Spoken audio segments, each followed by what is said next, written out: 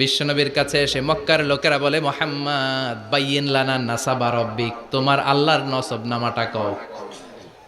তোমার আল্লাহর বাবার নাম কি? উনার বাবার নাম কি? উনার বাপের নাম কি?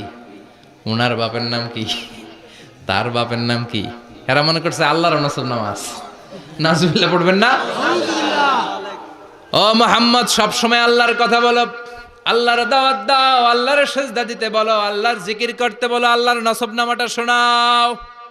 আল্লাহর বাবার নাম কি, দাদার নাম কি, পরদাদার নাম কি? বিশ্বনবী রেগে গেলেন।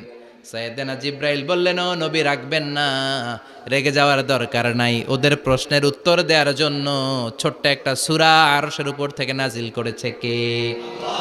ও নবী, ওদের মুখের উপর আপনি শক্ত ভাষায় বলে দেন, আল্লাহর কোনো নসবনামা নাই, আল্লাহর বাবা দাদা কিচ্ছু নাই। আপনি পড়েন, কুল হুয়াল্লাহু আহাদ আল্লাহুস সামাদ লাম ইয়ালিদ ওয়া লাম ইউলাদ ওয়া লাম ইয়াকুল লাহু কুফুয়ান আহাদ। পড়েন সুবহানাল্লাহ।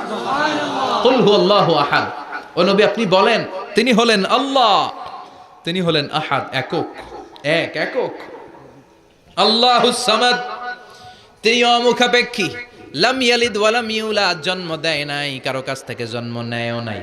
ওয়া লাম ইয়াকুল লাহু কুফুয়ান আহাদ, গোটা বিশ্বে তার মতো কেউ নাই, তিনি তার মতো।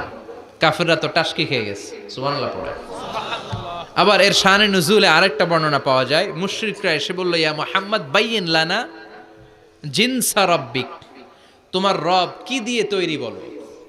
ও মুহাম্মদ, আমরা মানুষ মাটির তৈরি, ফেরেশতারা নূরের তৈরি, আর জিন জাতি হলো আগুন দিয়ে তৈরি, আমাদের ঘরের আসবাবপত্রগুলো কাঠের তৈরি। এবার বলো, তোমার আল্লাহ কিসের তৈরি? আহুয়া মিন ফিদ্দা, তোমার আল্লাহ কি রূপার তৈরি? রূপার খোদা?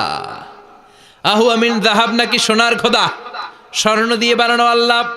আহুয়া মিন খাশাব, নাকি কাঠ দিয়ে বানানো তোমার আল্লাহ? কি দিয়ে বানানো বলো। বিশ্ব নবীর কাছে তখন জিব্রাইল আয়াত নাজিল করলেন আর বললেন, নবী, ওদের প্রশ্নের জবাব আপনি এই সূরা দিয়ে পড়েন আর বলেন, কুল হুয়াল্লাহু আহাদ আল্লাহুস সামাদ লাম ইয়ালিদ ওয়া লাম ইউলাদ ওয়া লাম ইয়াকুল লাহু কুফুয়ান আহাদ। পড়েন সুবহানাল্লাহ। এই ব্যাকগ্রাউন্ড ফজিলত সব শুনে সূরাটা একটু নরম হয়ে আসছে না? এখন নরম নরম লাগে না? মনে হয় যে বুঝতেছি, মনে হচ্ছে যে সহজ হয়ে গেছে, ঠিক কিনা? এবার দেখেন অর্থ আরো সহজ। আল্লাহ বললেন কুল, কুল মানে বলো। কোরআনের যত জায়গায় কুল পাবেন, রব্বুল আলামিন তার পেয়ারা হাবিবকে অর্ডার করছেন, কুল মানে বলো, সে, ও মাই মেসেঞ্জার, সে, বলো। কুল মানে কি? কুল মানে বলো।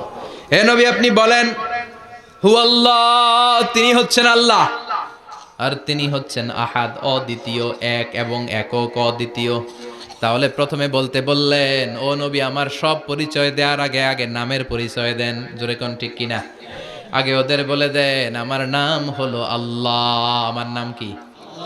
কুল হুয়াল্লাহ। নবী, আপনি বলেন, তিনি হলেন আল্লাহ। তিনি কে?